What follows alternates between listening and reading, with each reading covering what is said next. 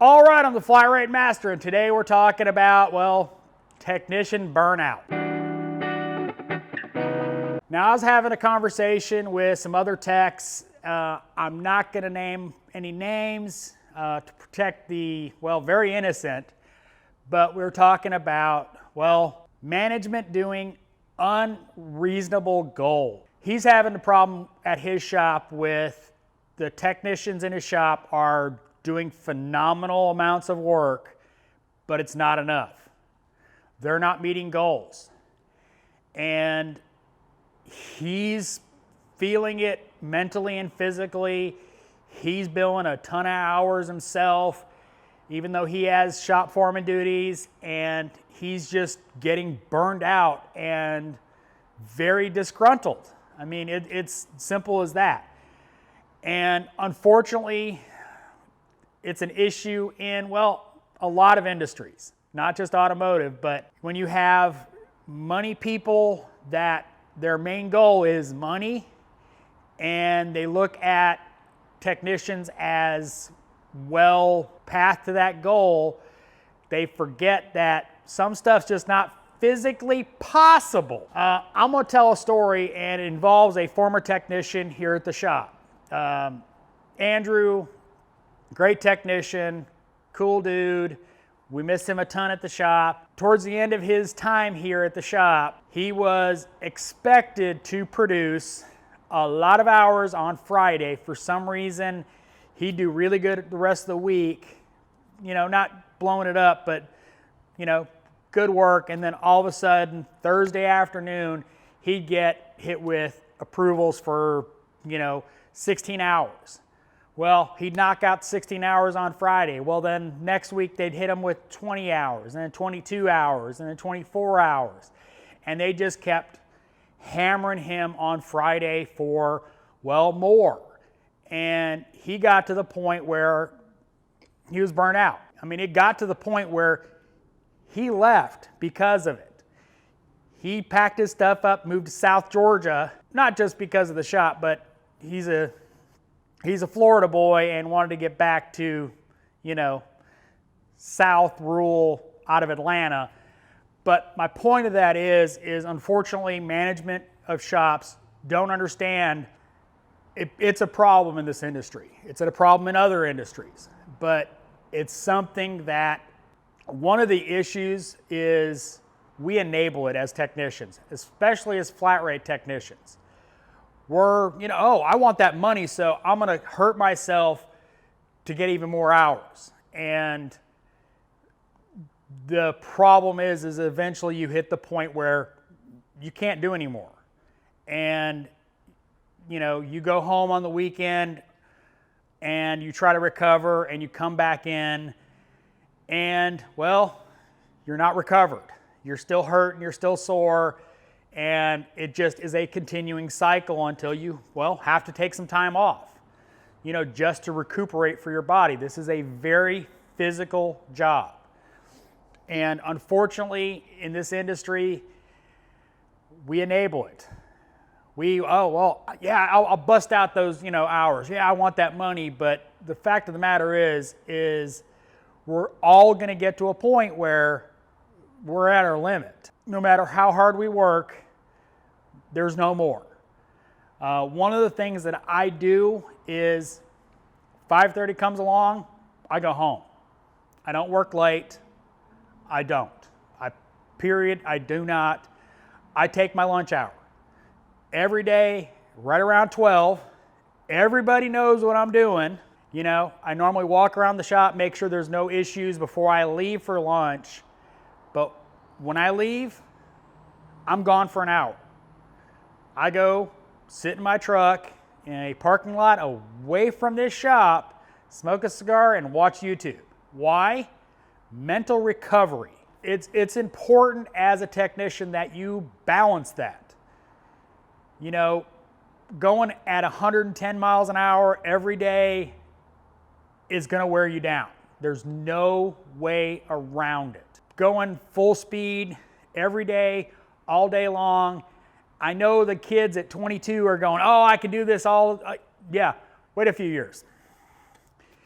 it's going to put a toll on you. You know, trust me, when I was in my 20s, I could party all night long, get about 2 hours sleep, and rock it the next day, no big deal. I can't do that no more. Unfortunately for technicians in this situation, you know, you got to put the brakes on management. You can't just let them keep pushing you until the brink. You know, if they don't understand that eventually, no matter how good the money is, you're going to get fed up and you're going to leave. A job satisfaction ratio, I'm going to call it. And that is the level of BS versus pay.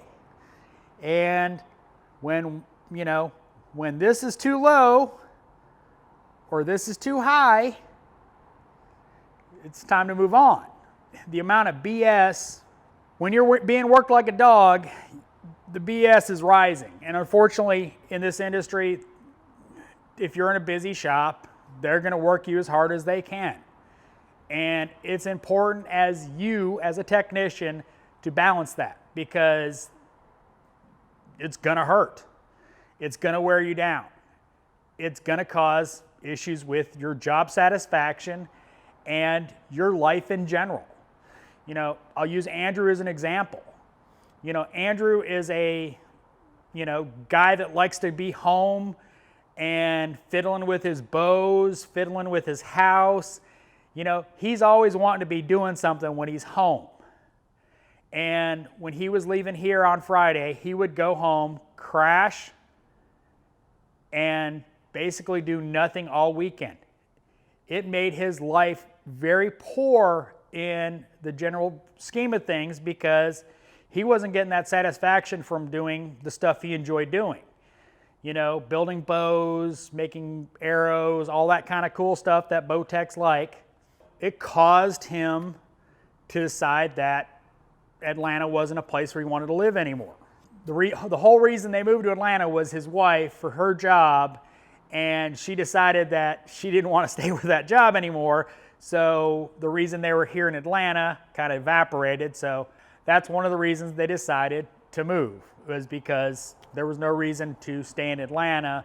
They don't have family here. You know, better to go back close to their own family. But definitely a contributing factor was his satisfaction of life. And you have to understand that there has to be balance. When it comes to, you know, let's just be honest. I like money. I like money a lot. But when it comes down to it, you can only do so much, and when it ends at the end of the day, you know, oh yeah, I've got tons of money, but I don't want to get out of bed to do anything with it. You know, I don't want to live my life like that. I live my life, you know, the old saying, I work to live. I don't live to work. And that should become a lot of, you know, if you're feeling like this, that should be your credo. You know, if the shop's pushing you too hard, put the brakes on. You know, I don't know what to tell you. I can't maintain that level of productivity and maintain my level of quality, so I can't. I'm not doing that. And if they don't understand that, well, it might not be the shop for you to work at. Unfortunately, that's the situation a lot of times. I know I'm kind of harshing on the industry. You know, I'm kind of beating up on the industry, and don't think this is just a automotive industry thing. This is a lot of industries. You know, to give you a correlation to another industry, when I was a regional sales manager for Motorvac Technologies, not a company anymore. They got bought out by UView, so none of the management's even in this industry anymore. But anyway, I covered 13 states.